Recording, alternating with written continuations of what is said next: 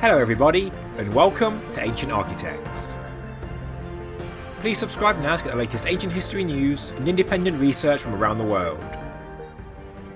The biggest archaeological discovery of the 20th century, if not of all time, is the Tomb of Tutankhamun, discovered in 1922 by British explorer Howard Carter.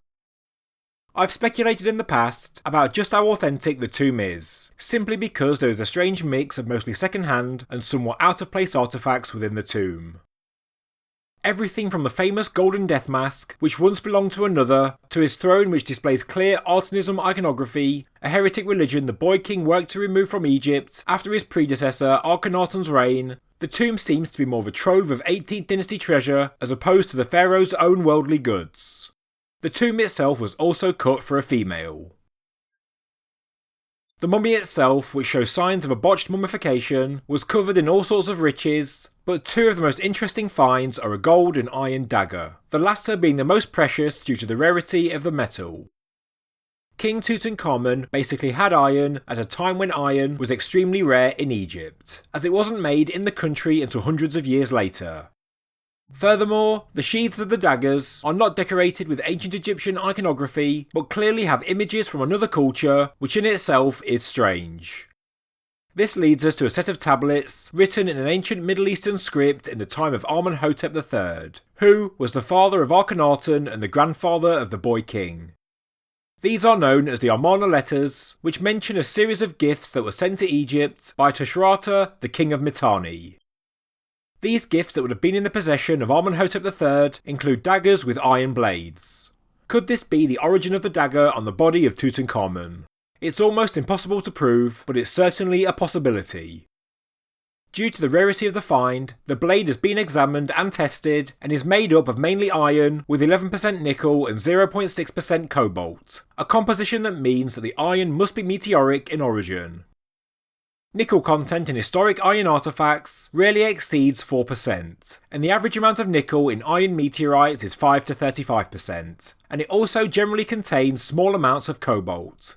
This places the iron used for the dagger of Tutankhamun within these limits. The blade of the dagger is so pure that it doesn't rust. The quality of the craftsmanship is outstanding, and today it remains as sharp as it was back then. To the pharaoh, this was a priceless artefact.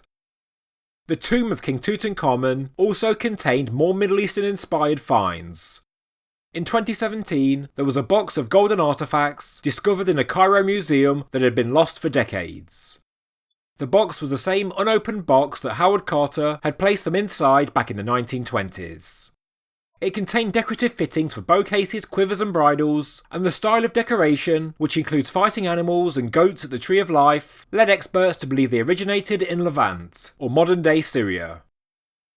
The style of imagery is completely foreign to Egyptian art, and according to experts they look very similar to artefacts recovered from a tomb in the Syrian royal city of Qatna. If legitimate, they show that in the turbulent post-Akhenaten Egypt, the country did have links to Mesopotamia, but we don't know if these golden artefacts, as well as the two daggers, were forged outside of Egypt and given as gifts, or whether Mesopotamian people were employed within Egypt to produce items of different styles. It's interesting because the beginning of the 18th dynasty saw a period of intense international connections, and a number of small-scale objects, decorated in a more Mesopotamian style, have been found throughout the 18th dynasty. Some even portray Egyptian themes and traditions, but in a Middle Eastern style.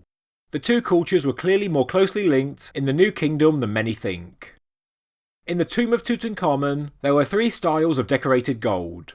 One is exclusively in the tradition of ancient Egypt, another is exclusively an international style, and the third merges the two.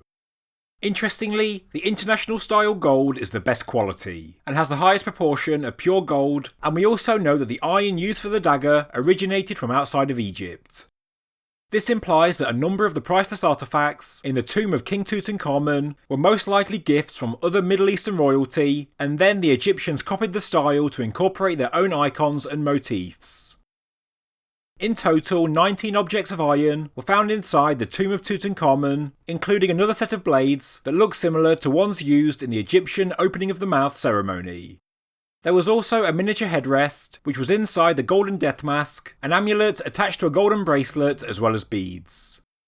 Their origins are a real mystery, but the strong links to Mesopotamia in the turbulent 18th dynasty is certainly of great interest. As mentioned previously, the 18th dynasty saw the arrival of the cult of the Sphinx god Horemheb, and we know that Sphinx-like gods were also prevalent in Mesopotamia. Is this more evidence of Mesopotamian influences in Egypt? Are the quantity of foreign iron, the Middle Eastern golden artefacts, and the prominence of the Sphinx cult all linked? Was the Sphinx actually first turned into a lion in the 18th dynasty? This is something I will look more into in the future. Thank you very much for watching this episode of Ancient Architects. If you enjoyed the video, please subscribe to the channel, please like the video, and please leave a comment below. Thank you very much.